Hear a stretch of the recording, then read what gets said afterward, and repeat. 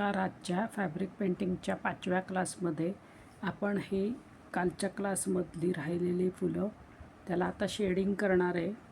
मी pink colour घेतलेला, तर हे बघा पॅलेटमध्ये कशी शेड होते बघायचं. हा नुसता रंग आहे आणि हा व्हाईट मिक्स केलेला रंग आहे. तर आधी सारखा रंग करून घ्यायचा. आता आपण आधी या लाईट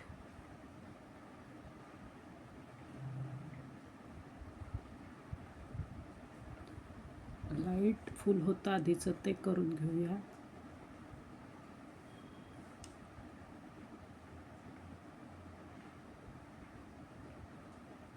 आता मी पॅलेटमध्ये केल्यामुळे बघा रंग सारखा झाला आहे, कारण हे फॅब्रिक कलर आहेत.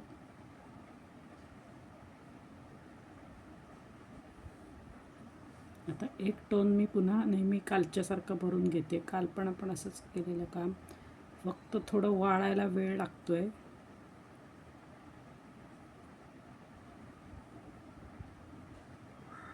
त्यामुळे पाहिजे तो इफेक्ट आपल्याला मिळेपर्यंत आपण काम करायचं. आता हे माझी एक शेड झालेली आहे.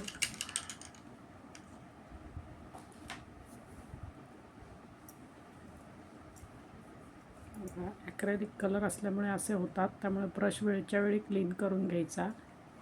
हे बघा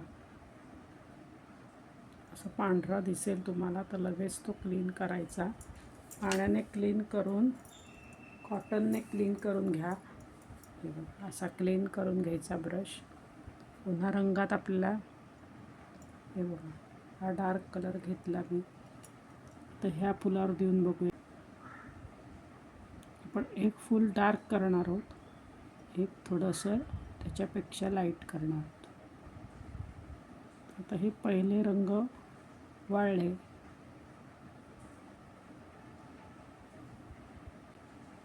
आणि सोडून द्यायचं. बघा ह्या फुलाला फक्त आउटर लाईन द्यायची आपल्याला,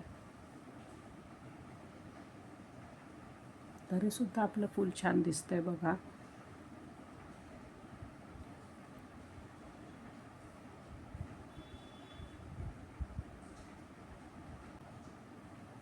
तर हे फूल आपलं ऑलरेडी पिंकच आहे, तर आपल्याला डार्क करण्यासाठी थोडे वेगळ्या शेडचा वापर करावा लागेल. लाईटसाठी आपण व्हाईटच वापरणार आहोत, पण डार्कसाठी ब्ल्यू कलरमध्ये थोडासा ब्रश बुडवला मी, कारण आपल्याला शेड बनवायचे. आधीचा रंग हवा आहे आपल्याला. तर आता तुम्ही डायरेक्ट नसेल देऊ शकत, तर मग सारखं मी दाखवलं आहे तुम्हाला, पॅलेट यूज करा. पॅलेटवर बघा आता पर्पल कलर आपल्याला दिसतोय. फक्त आउटर लाईन घ्यायची आपल्याला. त्या फुलाला एक वेगळा रंग तयार झाला. काही वेळेस ॲक्रेलिक असल्यामुळे फास्ट काम करावं लागतं, पण इथे आत्ता आपल्याला रंग वाळण्यासाठी थांबावं लागतं आहे, नाहीतर दुसरा रंग त्यावर पांढरा रंग जरी घेतला डायरेक्ट तरी तो मर्च होतोय. बघा हे बघा, आधीच्या पाकळ्या बघा आणि ह्या पाकळ्या बघा. ह्याच्यात रंगकाम अतिशय फास्ट करावं लागतं.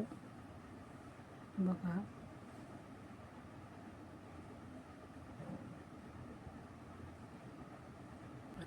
बघा हे फूल किती छान दिसतंय आता.